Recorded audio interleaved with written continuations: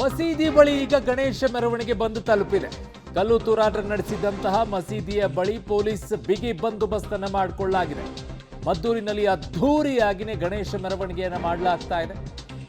ಈಗ ಮಸೀದಿಯ ಬಳಿ ಗಣೇಶ ಮೆರವಣಿಗೆ ಬಂದು ತಲುಪಿದೆ. ಕಲ್ಲು ತೂರಾಟ ನಡೆಸಿದಂತಹ ಮಸೀದಿ ಅದೇ ಜಾಗದ ಬಳಿ ಈಗ ಪೊಲೀಸ್ ಬಿಗಿ ಬಂದೋಬಸ್ತನ್ನು ಮಾಡಿಕೊಂಡಿದ್ದಾರೆ. ಮಸೀದಿ ಬಳಿ RAF ಪಡೆ ಈಗ ನಿಯೋಜನೆಯನ್ನ ಮಾಡಿಕೊಂಡಿರೋದು.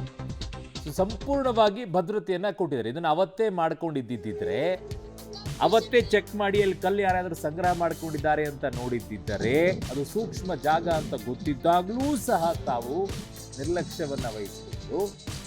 ಇದು ಒಳ್ಳೆಯದೇ ಬಿಡಿ. ಇವತ್ತು ಅತ್ಯಂತ ಸಾಮೂಹಿಕವಾಗಿಯೇ ಗಣೇಶೋತ್ಸವ ಅತ್ಯಂತ ವಿಜೃಂಭಣೆಯಿಂದನೇ ನಡೀತಾ ಇದೆ.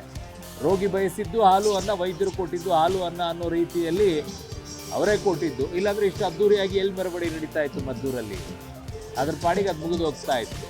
ಇವತ್ತು ನೋಡಿ ಯಾವ ರೀತಿಯಾಗಿ ವಿಜೃಂಭಣೆಯಿಂದ ಅಲ್ಲಿರುವಂಥ ಒಟ್ಟು 27 ಗಣಪತಿಗೂ ಕೂಡ ಈ ವಿಜೃಂಭಣೆಯಿಂದಲೇ ವಿಸರ್ಜನೆ ಆಗಬೇಕು ಅಂತ ಬಯಸಿದ್ದೇನೋ ಗಣಪ. ಸೊ ಹಾಗಾಗಿ ಎಲ್ಲವೂ ಕೂಡ ಕಾಲ ಕೂಡಿ ಬಂದಿದೆ ಅನ್ಸುತ್ತೆ. ಈಗ ವಿಜೃಂಭಣೆಯಿಂದಲೇ ಗಣೇಶನನ್ನ ಕಳಿಸಕ್ಕೆ ಹೋಗ್ತಾ ಇದ್ದಾರೆ. ದೊಡ್ಡ ಮಟ್ಟದ ಶಕ್ತಿ ಪ್ರದರ್ಶನವನ್ನು ಮಾಡ್ತಾ ಇದ್ದಾರೆ.